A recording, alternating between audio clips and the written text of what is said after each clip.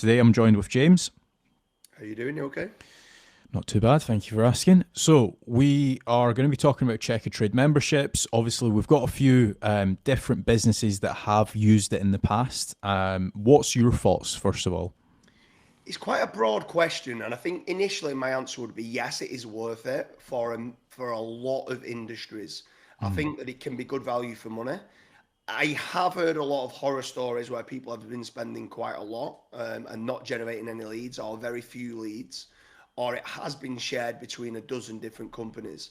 So I have heard mixed signals, but I'm kind of one of them kind of people as a business owner that would say, if if let's say I've never done roofing before for Checkatrade, I would want to try it out to see what type of leads are going to come through, are the quality, am I getting a return on investment? Yeah. So that is my initial answer is yes, it can be worth it. Mhm. Is it going to get you your best return on investment? I would say definitely not.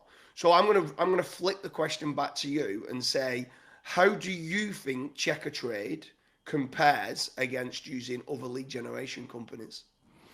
So obviously, you kind of dabbled on this with Checkatrade. You don't exclusively own that lead. So, for example, if I'm a solar panel business and you're a solar panel business, we might be getting the same lead. So it's kind of like a fight to the bottom of that case. Now, is that obviously a bad thing? Maybe not, because if you're not doing your own marketing, then again, like at least you're getting some form of actual inquiry.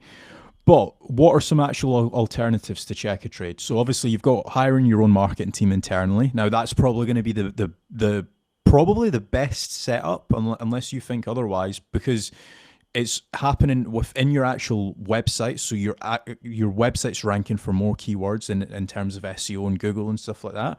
Or potentially they might be doing PPC. And again, it's within your actual ad campaign, so you know exactly which keywords are working for you. You can double down on certain keywords, and you can potentially cut spend on other keywords and start to build a negative keyword list.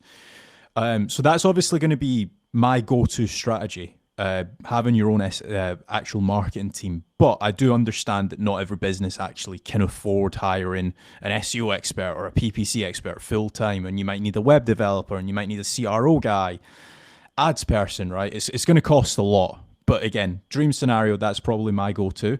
You've obviously got the likes of FatRank. Now, with FatRank, you can actually they will generate you the leads. They won't charge you at all until you actually convert and actually close, and the money's actually for that job has actually hit your bank account. That's the only time they will actually charge you. So it's literally no risk supply of inquiries. There's obviously some caveats to that. Like, for example, if you're just a startup, probably not going to work with you. You need some form of brand reputation online.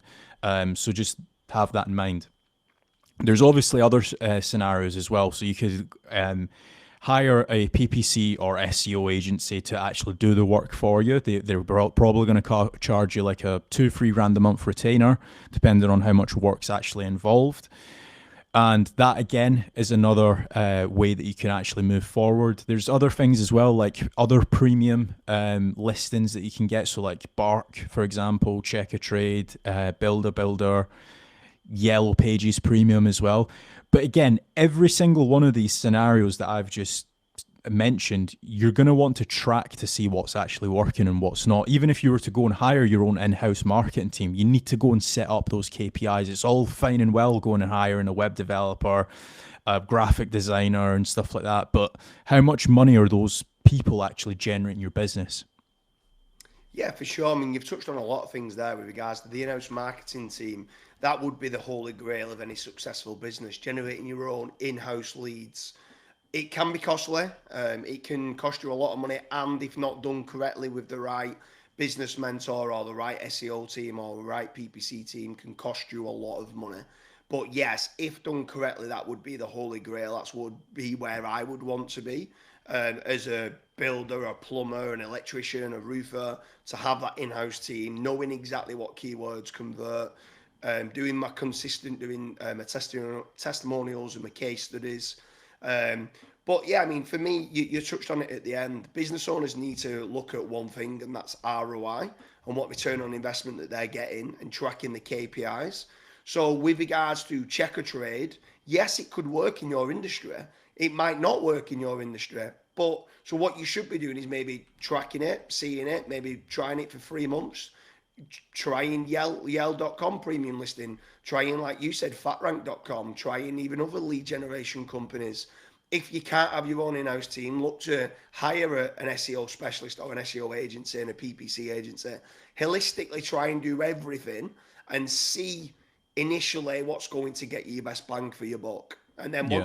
once you understand that if it is PPC and let's say FatRank for lead generation, then double down on them two, and then Hmm. make certain that they're your two go-to. If further down the line, FatRank will speak to you and they would be asking you certain questions like, you need to improve your branding online. So at that point, you might need to spend a little bit to have an in-house SEO person who's going to be doing those case studies, those testimonials, improving the look of your own website, because conversion of, like, FatRank can generate you 10, 20, 50 leads, even 100 leads a day in certain industries. But if they don't look good online, that can affect their conversion rate. Yeah. So, yeah, I mean, I would try all areas. I think the fatrank.com scenario is, like you said, it's a no risk supply of inquiries. Fill in the form down at fatrank.com, and what they'll be able to do is vet to see whether you qualify. Not everyone does qualify, but if you don't, they could kind of give you certain tips and tricks with regards to, is Checkatrade better than Bark in your niche? Because I would say Bark's better than Checkatrade in the finance sector, like mortgage brokers.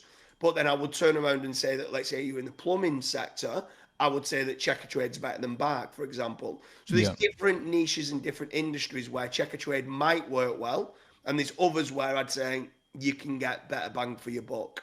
So that's generally my overview of whether Checkatrade is worth it. Let me give you a hypothetical scenario and then we'll end the video. So let's say you are a roofing business in Manchester. You've maybe got a couple vans on the road and you know that you need to spend money in market and you've got £3,000 a month. What's your go-to strategy? So my go-to strategy would be initially, and I'm absolutely biased in saying go to fatrank.com, but I would say go there initially, because you don't pay anything up front, so you've still got your £3,000 a month.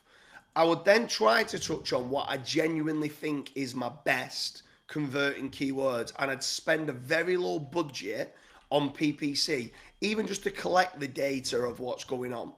And then if when you after you've spoken to FatRank, if they've come back and said you look very weak in certain areas, like you don't have enough case studies, you need some more testimonials on, let's say, like your Google business profile, then, or TripAdvisor if you've got a TripAdvisor and those type of platforms, then go and start ticking those boxes off, because even if you're generating your own leads, you want to make certain that you're converting them and that you look good online from a reputation management point of view. So my initial bit would be outreach to fatrank.com, get the information back. It's a free, basically, it's a free audit of how you look online. Now, whether you agree or disagree, getting that information back and having that shopping list of things where you say, okay, I'm going to take this, this, and this off. That's kind of where I would be going to. I would assign a small budget as well, like you said, from an SEO standpoint, but you've got fast money and slow money, and slow money, generally speaking, is SEO. Hmm. So I'm trying to spend some on SEO initially to building out some blogs, trying to get a few backlinks through to the website to power it up, but understanding that that money on SEO would be a long-term play. You're not going to get anything back for maybe 6 months on the SEO investment. But yeah, that's kind of what I would do in comparison to Checkatrade. Yeah. So that's been our video on, is Checkatrade membership worth it? If you guys have any questions, feel free to drop them down below. And if you guys want to inquire with FatRank, click the link down below or head over to fatrank.com. Thanks for watching.